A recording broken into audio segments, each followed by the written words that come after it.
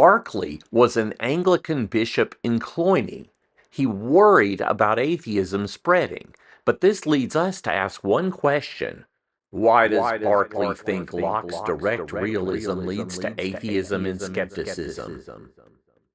Here's a quote from the three dialogues. But allowing matter to exist and the notion of absolute existence to be as clear as light, yet was this ever known to make the creation more credible?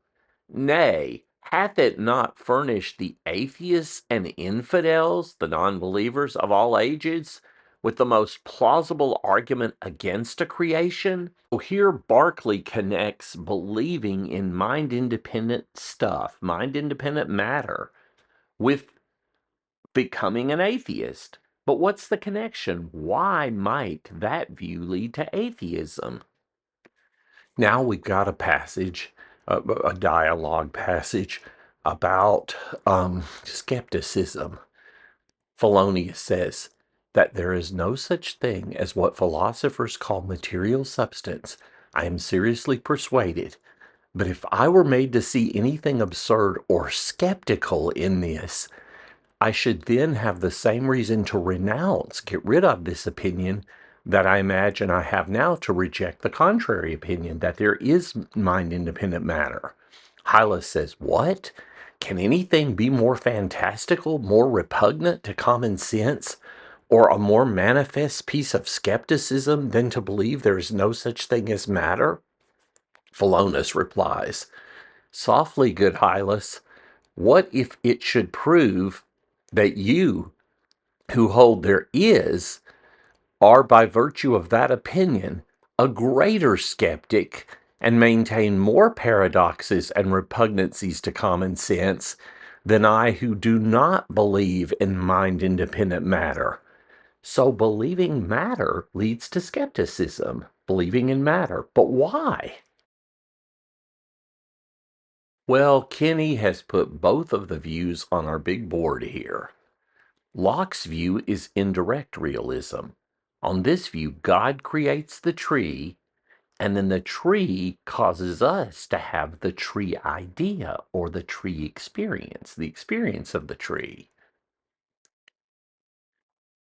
God creates mind-independent matter with primary properties, size, shape, motion, in a mind-independent world.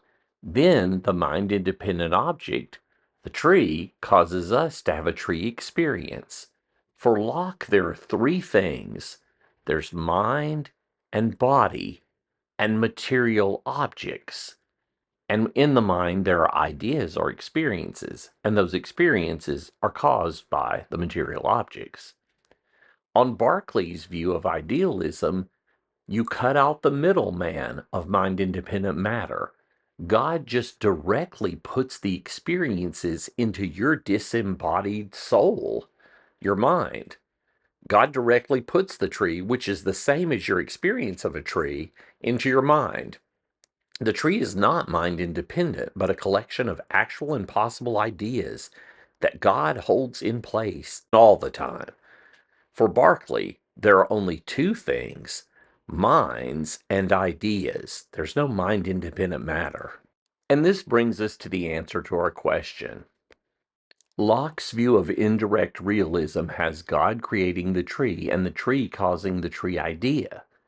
Atheists accept this view, but then they can take God out of the picture.